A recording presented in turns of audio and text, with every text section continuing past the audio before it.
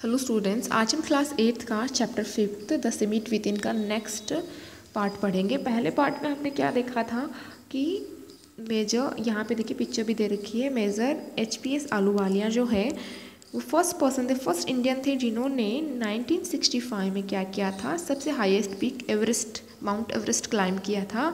और उन्होंने जो वहाँ पर फील किया, उनकी जो एक्सपीरियंस थे, उनकी जो डिफ़िकल्ट्स थी वाइल क्लाइंबिंग, उनको इसमें इन्होंने शेयर किया इस चैप्टर में।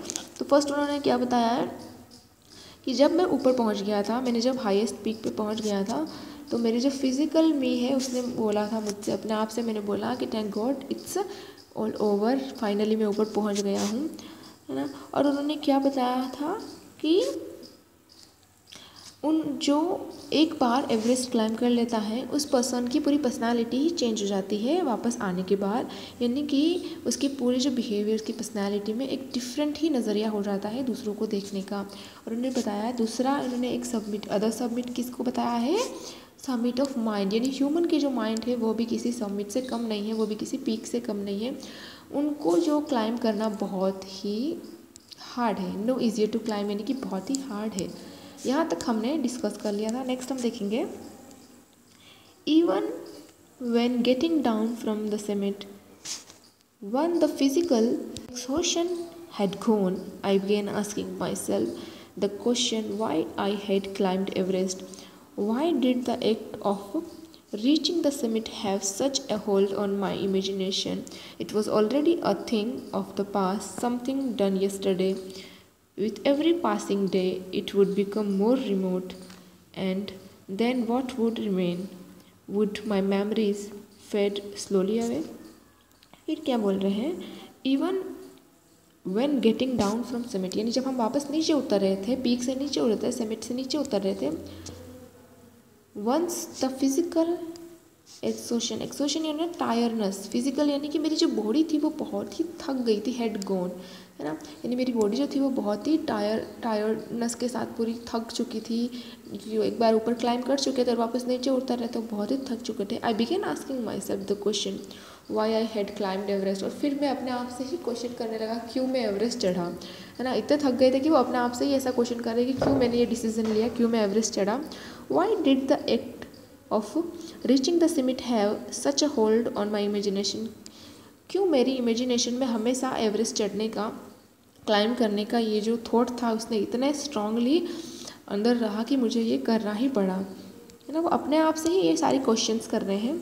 It was already a thing of the past, अब ये सारी चीज़ें क्या हो चुकी है, पास्ट हो चुकी है। जो ये स्टोरी है इन्होंने क्लाइम करने के बाद लिखी है, और वो सोच रहे हैं कि अब तो ये सारी चीज़ें क्या हो चुकी है, पास्ट हो चुकी है। समथिंग डन यस्टरडे, जो कि बीत चुका है, जो कि मैंने कल ही किया हो, जैसे कि बीते हुए कल को यस्टरडे बोलते हैं, तो जैसे मैंने यस्टरडे ही ये सारी चीज़ें की हो, ऐसा फील होता है। विथ एवरी पासिंग डे, और हर दिन जो निकल रहा है, every passing day it would become more remote, यानी कि ये बहुत ही दूर होती जा रही है, डिस्टेंस होती जा रही है। रिमोट यानी क्या होता है, फार, यानी कि ये जो यादें हैं दूर होती जा रही है जैसे जैसे समय निकलता जा रहा है। And then what would remain, और क्या बचेगा, would my memories fade slowly away, क्या मेरी जो मेमोरी है, मेरी जो ये यादें हैं माउंटेन्स को लेके, जो माउंट एवरेस्ट की क्लाइम को लेके, वो सारी धीरे धीरे फेड अप यानी वैनिश, फेड यानी फेड क्या होता है, वैनिश यानी ख़त्म हो जाएगी क्या, गायब हो जाएगी क्या, यानी कि वैनिश हो जाएगी क्या ये सारी यादें धीरे धीरे। तो यहाँ पर जो है मेजर अपने आप से ही क्वेश्चन कर रहे हैं, जब वो नीचे उतर रहे थे तो वो बहुत थक चुके थे, और वो अपने आप को क्वेश्चन कर रहे हैं कि मैंने ये डिसीज़न क्यों लिया माउंट एवरेस्ट चढ़ने का, और हमेशा से मुझे पता नहीं क्यों इमेजिनेशन थी ये सारा करने की, माउंट एवरेस्ट चढ़ने की। और वो बोल रहे हैं कि अब तो ये सारी चीज़ें क्या हो चुकी है, पास्ट की बातें हो चुकी हैं, क्योंकि ये ऐसा लगता है जैसे मैंने कल ही किया हो।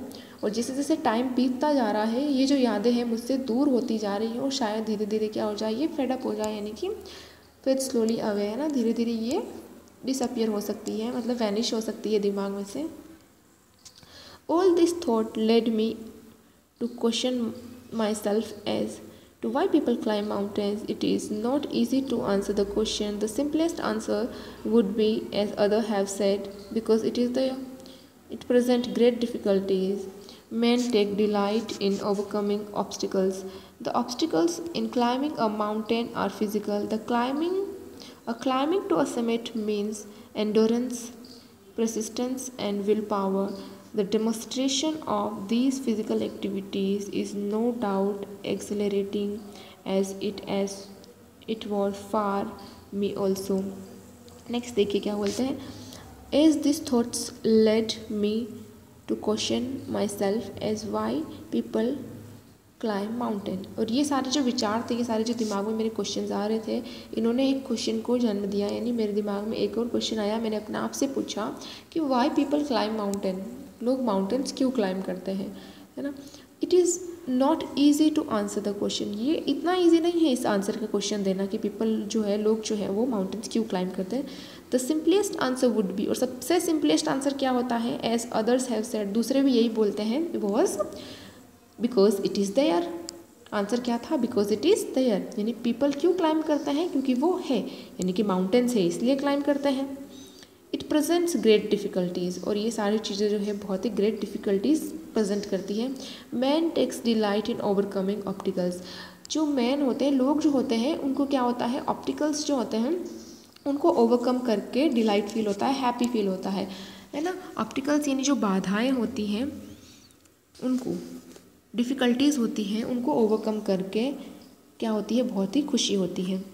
The obstacles in climbing a mountain are physical, और जो माउंटेन क्लाइंबिंग के जो ऑप्टिकल्स हैं, है ना, जो डिफ़िकल्टीज़ है वो फिजिकल है। फिजिकल यानी बॉडी से रिलेटेड है, माइंड से रिलेटेड नहीं है, क्योंकि आपको इतना चलना है तो आपकी बॉडी से रिलेटेड वो सारी चीज़ें हैं।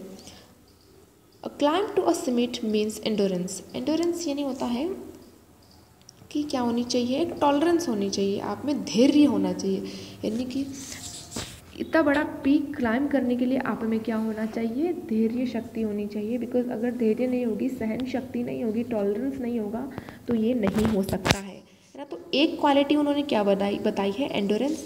दूसरी है पर्सिस्टेंस, पर्सिस्टेंस होता है कंटिन्यूटी, यानी अगर आपको ये चीज़ें करनी है तो आप में दृढ़ता और कंटिन्यूटी होनी चाहिए।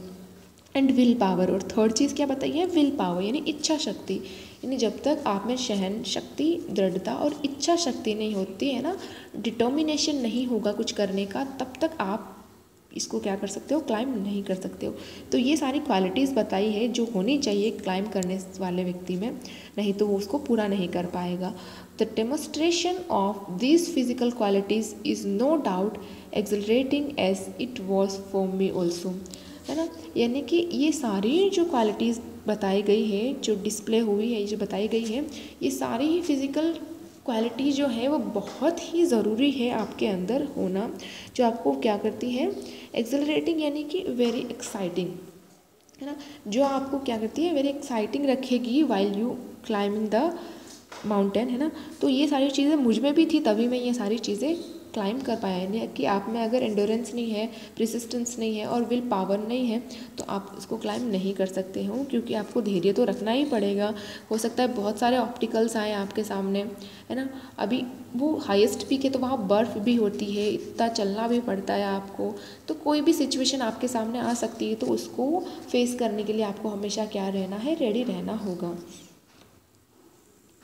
आई have a more personal answer to the question, यानी मेरे पास बहुत ही पर्सनल आंसर है इस क्वेश्चन का, यानी कि मेरा खुद का जो मेरा व्यू है वो क्या है। कौन सा क्वेश्चन, ये क्वेश्चन हमने पूछा था कि why people climb mountains, people जो है वो माउंटेन्स क्यों क्लाइम करते हैं।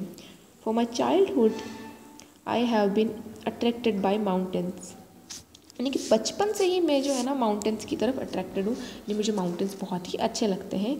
I had been miserable lost when away from mountains, यानी जब भी मैं माउंटेन्स से दूर रहता था तो मैं मिजरेबल यानी दुखी रहता था और लॉस्ट रहता था, कहीं कहीं खोया खोया रहता था। In the plains the mountains are nature at its best, यानी कि जब मैं प्लेन्स में रहता था, माउंटेन से दूर रहता था, तो मैं बहुत दुखी और लॉस्ट रहता था। और माउंटेन्स क्या है, mountains are nature at its best, यानी माउंटेन्स जो है नेचर का सबसे बेस्ट पार्ट है, यानी माउंटेन्स पर जो क्या होती है, ब्यूटी होती है, वो और कहीं नहीं है। That beauty and majesty pose a great challenge, यानी उनकी जो ब्यूटी और मैजेस्टी है ना, जो मैजिक है ना, उनकी जो अपीयरेंस में, वो सारे ग्रेट चैलेंज करने के लिए आपको क्या होता है, आपको विल पावर से भर देता है, यानी आप वहाँ पर सारी ही जो उनका जो रॉयल लुक है, वो आपके सारे ग्रेट चैलेंज के आप अगेंस्ट स्ट्रगल करने के लिए भी रेडी हो जाते हो सारी सिचुएशन के लिए। And look and like many I believed that mountains are the mean of communion with good. यानी कि सभी लोग एंड लाइक मैनी, यानी दूसरे जो सोचते हैं, क्या सोचते हैं, I believe that mountains are, मैं भी ये बिलीव करता हूँ कि माउंटेन्स जो है mean of communion with God, communion in the state of feeling close relationship.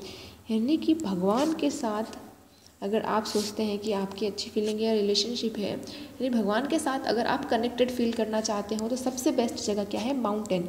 वहाँ जाने के बाद आपको ऐसा लगेगा कि आप बहुत ही कनेक्टेड हो भगवान से, बहुत ही नियर हो भगवान के।